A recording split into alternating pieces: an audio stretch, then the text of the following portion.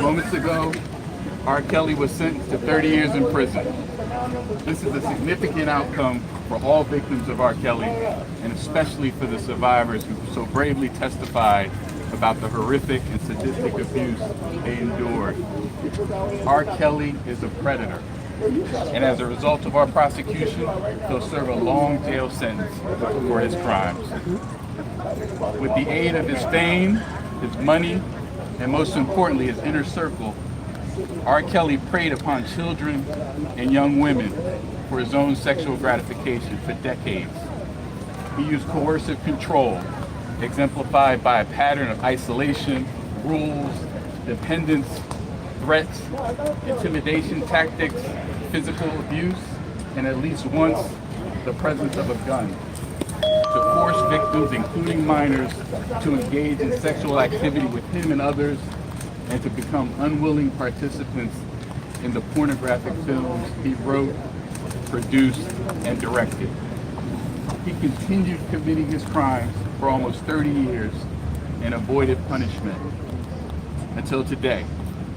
Today, the sentence shows that the witnesses reclaim control over their lives and over their futures. These are voices of mostly black and brown women and children that were heard and believed, and for whom justice was finally achieved.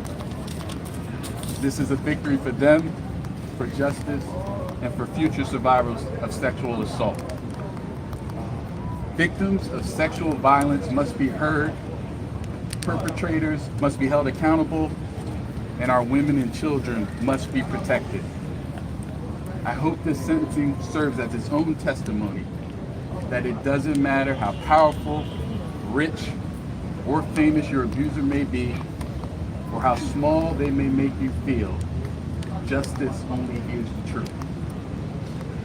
I want to say that this case would not have been possible without the outstanding work, dedication, and skill of the prosecution team, Assistant United States Attorneys Elizabeth Geddes, Nadia Shahada, and Maria Cruz Melendez, Senior Investigator Keith Kolovich, and former paralegal specialist Kira Winston and Alyssa Fagel. Their dedication to the truth and justice was truly extraordinary. I want to commend and thank the special agents who handled this case for their outstanding work, Ryan Chabot and Sylvette Reynoso of the Department of Homeland Security Investigations, under the supervision of Supervisory Special Agents Elvin Hernandez and Patrick Gill.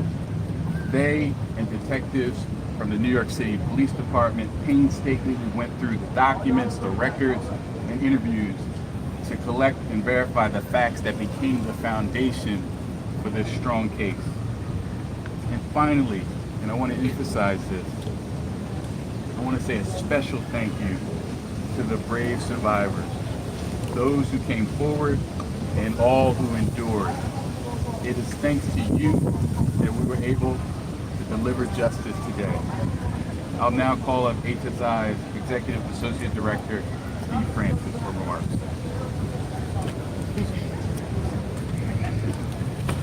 Good afternoon, everyone. I'm Steve Francis, the Executive Associate Director for Homeland Security Investigations, HSI.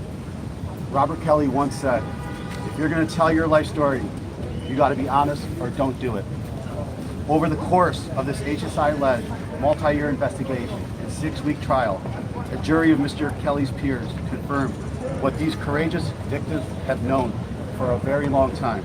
Mr. Kelly is not an honest person.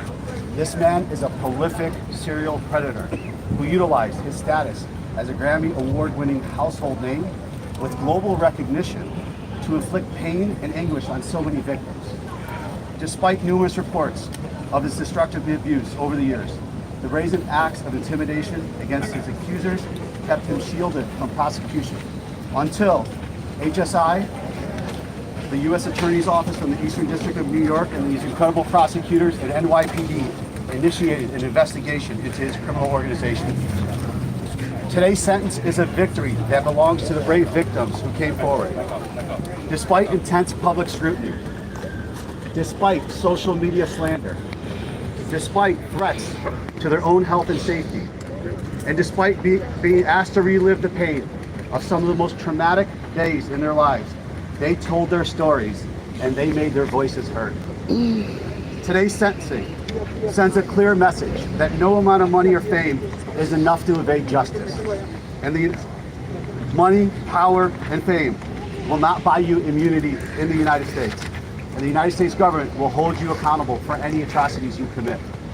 Mr. Kelly led a criminal enterprise with his entourage to prey on the young and vulnerable by dangling promises of fame, fortune, and stardom. By the time his victims saw through the empty promises, it was too late. Mr. Kelly attempted to silence these victims through bribery, intimidation, blackmail, and physical violence. He once sang that sometimes the silence can be so loud. Thankfully, these brave victims and true survivors will be heard forever, while Mr. R. Kelly will be left alone in a jail cell in silence for many, many years to come. It is comforting to now know that not only the loud noise we'll hear every day is his prison cell door slamming shut behind him. No matter how many hit songs he may have released, his legacy will not be remembered by that of his voice, but by the voices of the brave women and men who came forward to reveal to the world the monster that R. Kelly truly is. Mr. Kelly underestimated the bravery and resilience of those he once preyed upon when they were young and vulnerable. These victims are the unsung heroes today. Today is about them. Today is their day. Today is their victory. Thank you. What took you so long, sir? Why did you fail victims for decades, sir? Thank you, everybody.